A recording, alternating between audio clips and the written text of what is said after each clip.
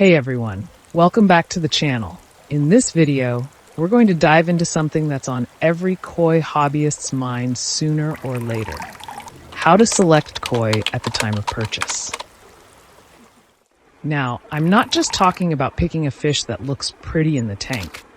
What we're really looking at today is how to maximize your budget. How to get the very best koi possible for the money you've set aside. And here's the important bit. This is going to be a very realistic discussion. We're not painting dreams of instant champions. Instead, I'll be sharing a mix of practical advice, personal experiences, and market insights that will help you make smarter choices. One problem I see all the time, especially outside Japan, is that expectations don't always line up with reality.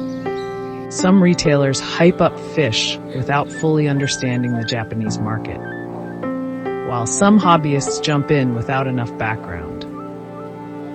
So today, I'll walk you through the process, explain my thought process, and share the facts so that at the end, you can make your own informed decisions. So, how do you get the best koi for your budget? Here's the first big truth. Good koi are never cheap. If you ever see a koi that looks like a bargain, take a moment and think carefully. More often than not, if it looks too good to be true, it usually is. I've learned this the hard way myself. Sometimes, sure, bargains do exist. For example, a retailer might need to clear out stock at a certain time of year, and you can take advantage of that. But in a normal, competitive koi market, unusually low prices almost always come with hidden issues, whether it's body structure, skin quality, or long-term potential. So how do you actually get the best koi for your budget? The first place I'd suggest looking is at the breeder. If you're serious about koi, this is something you need to pay attention to. Think about it like the fashion world. Big brands command high prices because of their reputation. With koi, the principle is similar. Breeders like Dainichi, Sakai, and Momotaro are household names because their fish consistently prove themselves. They're not just producing one or two nice koi by chance. It's a pattern backed by genetics. For instance, Dainichi has produced Showa over 80 centimeters,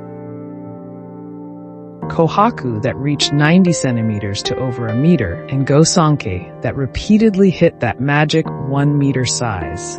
That doesn't happen randomly. It's in the DNA, the parent stock, and the decades of careful breeding. So yes, you may find a koi that looks just as nice from a smaller farm, and it might even cost less. But the real difference shows up over time. Moreover, it takes time for quality to reveal itself. This is where patience comes in. Imagine you're comparing two Tosai, one from Marudo and one from a smaller breeder like Yoshino.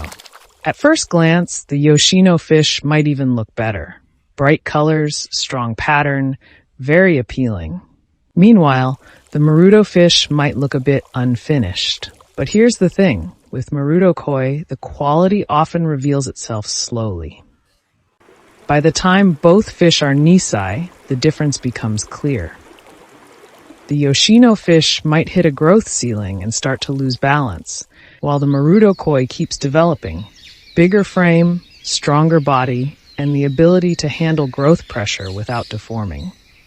And that's exactly why demand for Dainichi, Sakai, Isa, Marudo, Konishi, and other top farms is sky high.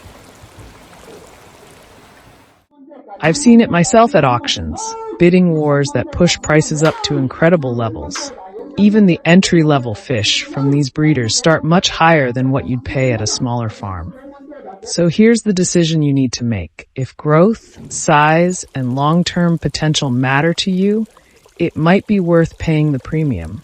But if you simply want a nice-looking koi to enjoy in your pond without chasing jumbo dreams, then a smaller breeder might give you more bang for your buck. Both choices are valid.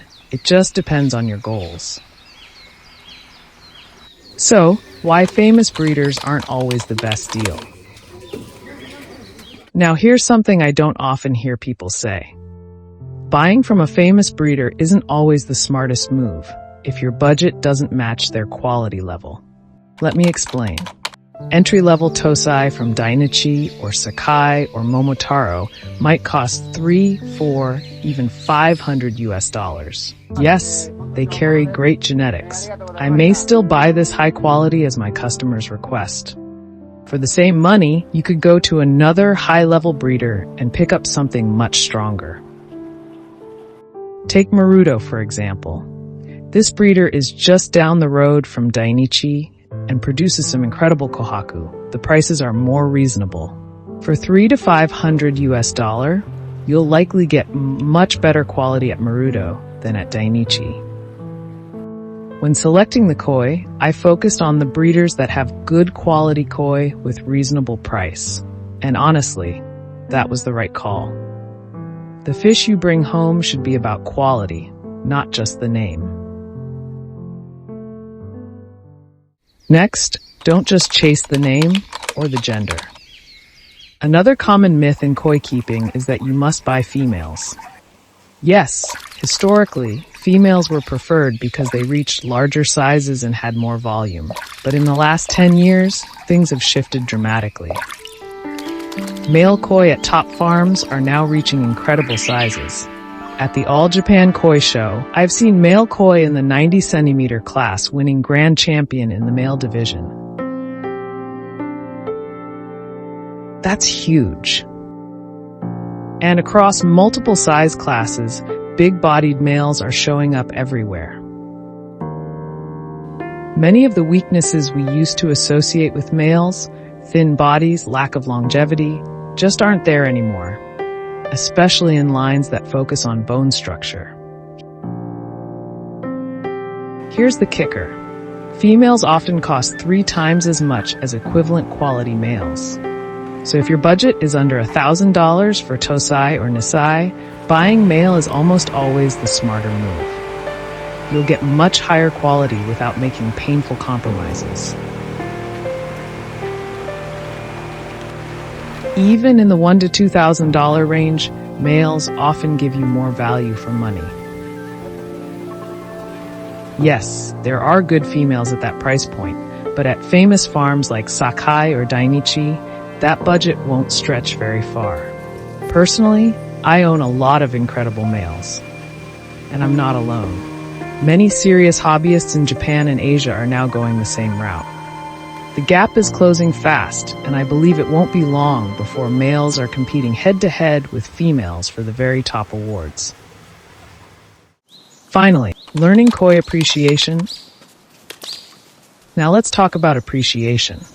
One of my favorite quotes about koi is, "It's about koi appreciation, not koi assassination." Too often outside Japan, people get hung up on nitpicking tiny flaws. They chase this impossible idea of perfect koi, and in the process, they miss out on some amazing fish. The truth is, perfect koi don't exist. Even grand champions have little imperfections. You just won't see them in the polished photos. The real value comes from looking at koi with an open mind and a long-term perspective. Take asagi, for example. The darker ones with strong red at Tosai sell quickly because they look finished. But by age 3 or 4, they often become overly dark and less attractive. The lighter ones with minimal red might seem plain at first, but those are the ones that mature beautifully and hold their quality for many years. And here's the bonus, they're usually cheaper because shops find them harder to sell. Or look at Shiro Utsuri. Many people want them finished at 1 or 2 years old. But the truth is, the very best Shiro often take 3 to 5 years to reach their peak. If you focus on body and skin quality and give them time, you'll usually get a better result. For the price of one finished Shiro, you could buy 2 or 3 with potential, raise them, and see which one turns into a star. And that's exactly how breeders and wholesalers operate. They buy in numbers, knowing some will excel while others won't. As hobbyists, we can do the same. Spread the risk, increase our chances, and enjoy the journey of raising koi. So let's wrap things up. When it comes to buying koi, don't just chase big breeder names for the sake of it. Don't insist on female if your budget doesn't make sense for it. Learn to appreciate koi properly, with patience and an open mind. At the end of the day, koi keeping isn't about ticking every box on a checklist. It's about finding fish that bring you joy, offer good value, and grow with you over time. If you manage your expectations and make thoughtful choices, you'll not only get more from your budget, you'll enjoy this hobby so much more. Thank you for sticking around until the end of this video. If you found this helpful, please give it a like, subscribe to the channel, and share it with your fellow koi keepers. And stay tuned, because in the next video, we'll dive into another exciting topic together.